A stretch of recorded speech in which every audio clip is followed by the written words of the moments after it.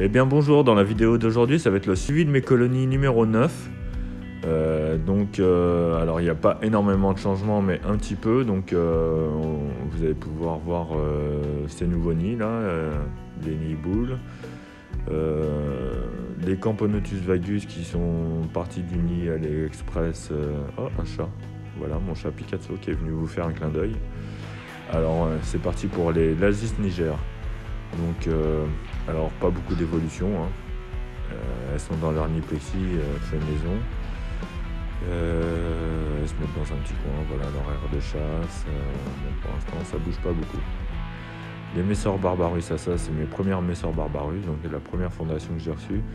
À la base elles étaient 16, maintenant elles étaient 7, il y a une 8e qui est née là récemment. Les œufs, le couvain commence à évoluer, ça repart en fait.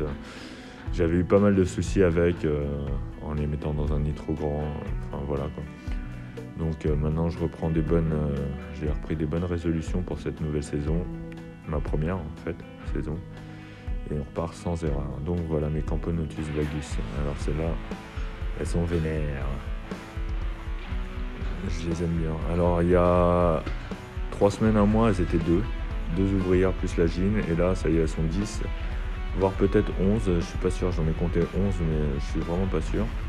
Donc il y en a au moins 10, on peut voir que le couvain évolue bien, la reine est en pleine forme, elle n'arrête pas de pondre. Et c'est des petites nerveuses celles-là, alors elles sont pas du tout timides, hein. Dès qu'on met un truc dans l'air de chasse, elles sautent dessus. Elles adorent le liquide sucré surtout. Voilà, alors on voit le couvain qui évolue bien. Donc je pense que on va arriver vite fait à la vingtaine d'ouvrières, je pense d'ici un mois ou deux. Donc voilà, là j'aurais mis un petit grillon, on va les faire connaissance avec et hop, une attaque. Elles sont assez violentes.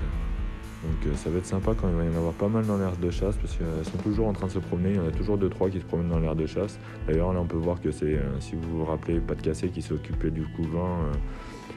Quand elles étaient que 2, c'était elle qui était au couvain, et maintenant en fait elle est tout le temps dehors en train de chasser. Donc en fait les ouvrières qui naissent restent proches de la reine, et en fait plus ça vieillit, plus elles vont dans l'aire de chasse quoi. Donc voilà les nouveaux nids. Alors ça c'est mes Camponotus barbaricus. Donc je leur ai fait un petit nid sphère. Donc j'ai utilisé du plâtre, je voulais utiliser le plâtre Molda mais j'en ai pas trouvé, donc j'ai utilisé un plâtre de chez Truffaut, du plâtre synthétique, et c'est franchement pas mal quoi. Ça a l'air même pas mal pour gérer l'humidité. Je vois que les Camponotus barbaricus n'ont pas besoin d'une grosse humidité, en fait ça permet de restituer faiblement, il n'y a pas de condensation. Ça fait des moulages bien propres et tout, j'aime bien ce plâtre. Voilà. Donc à voir à long terme, j'ai vu que ça moisissait beaucoup moins que le plâtre de Paris par exemple. Donc voilà, et puis c'est pas creusable.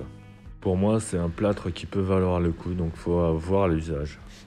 Alors on va passer à mes gines qui sont en fondation. Donc en bas une Messor Barbarus, reçue par fourmicity.fr, et là une Solenopsis fugax que j'ai reçue de chez Huntahouse. Donc la Solenopsis a bien pondu, et la Messor aussi, mais bon, les œufs bougent pas beaucoup pour l'instant. Donc là, je les ai mis au-dessus du chauffage, on verra. Mes Messor Barbarus dans leur gros nid. Donc ça, c'est la deuxième colonie de Messor Barbarus. Donc elles sont dans un nid terrarium, on va appeler ça comme ça. Il y a pas mal de choses à dire dessus, donc elles évoluent bien, elles aiment bien leur nid. Donc le nid de droite est humide et le nid de gauche est sec. Ce serait plus le nid de gauche pour faire leur grenier. Bon, bien sûr, il y a eu un petit problème de condensation à un moment. Donc vous pouvez voir que les graines qu'elles avaient mis sur les 2 premiers étages ont moisi. Donc j'espère qu'elles vont faire leur ménage. En haut, il n'y a pas de problème, c'est bien sec. Maintenant le nid est bien sec, donc si elles font leur ménage ça devrait aller. Et sur la droite là on peut voir que c'est la jungle. En fait elles ont mis des graines qui ont germé, voilà. Bon, elles ont l'air de se sentir bien là-dedans, donc peut-être qu'elles voudront faire leur ménage plus tard. Voilà.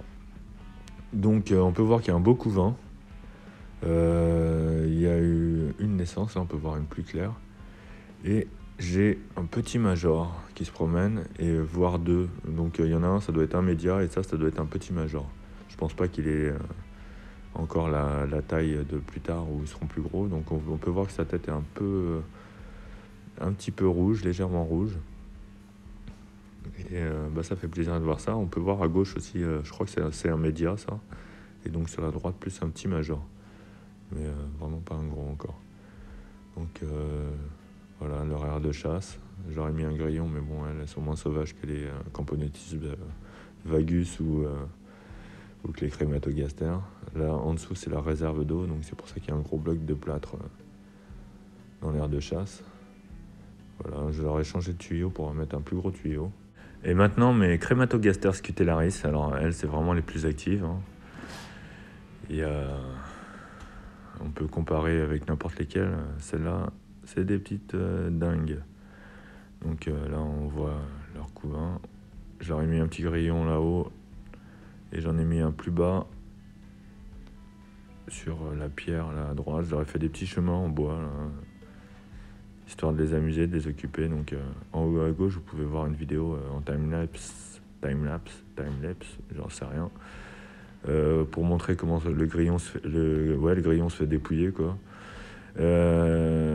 Sinon, l'aire de chasse commence à être un peu crade, donc je vais bientôt nettoyer ça, un petit coup de pinceau là-dedans histoire de balayer. Voilà, donc en peu de temps, on voit que toutes les fourmis arrivent sur les grillons, et en général, le grillon disparaît en 1 à 2 heures. Quoi. Voilà, je leur ai fait des petites passerelles un petit peu partout, c'est histoire de les occuper. Voilà le couvain, le monstrueux couvain.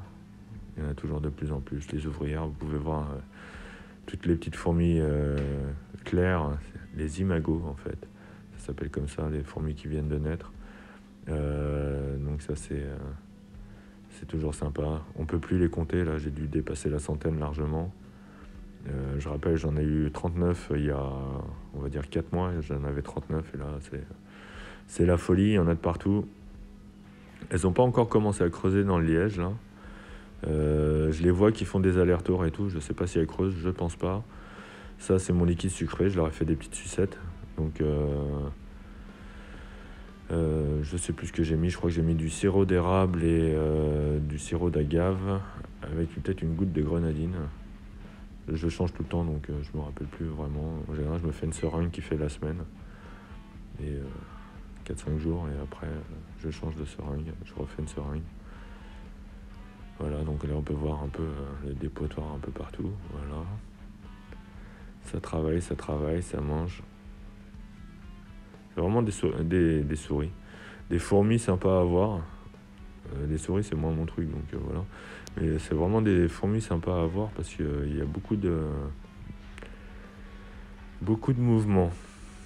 Donc j'ai hâte qu'elle dessine un peu dans le tableau, là, qu'elle me fasse des beaux dessins. Bon, ça viendra, le réservoir qui va être à remplir bientôt. Il va me falloir des nouveaux réservoirs d'ailleurs bientôt. Je vais contacter quelqu'un qui en fait des beaux. Et ça, c'est des nouveaux nids que j'ai fait. Donc un petit nid en plexi avec une aire de chasse dans une boîte de Ferrero, pareil avec du plâtre résiné dans le fond. Le nid plexi, donc il fait 5 mm d'épaisseur, donc ce sera pour une fourmi de petite taille. Donc au début j'avais fait ça pour mes Solenopsis. Donc peut-être que ce sera la Solenopsis dedans. Peut-être pas, parce que j'ai le temps avant de les mettre dedans, parce que même s'ils font que 10 par 10, mine de rien, c'est grand. Donc va falloir que ça ponde. Et là j'en ai fait 2 en plâtre résiné. Donc celui de gauche c'est pas fini, hein. Vous voyez que je peux dessiner les galeries, que j'ai dessiné les galeries mais je les ai pas fait encore. Et celui de droite, lui il est fait quoi. Donc j'ai mis un petit coup de peinture sur les bords. La vitre coulisse.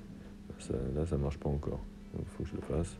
Voilà, et bien je vous remercie d'avoir regardé jusqu'au bout et puis je vous dis à la prochaine. Allez, ciao!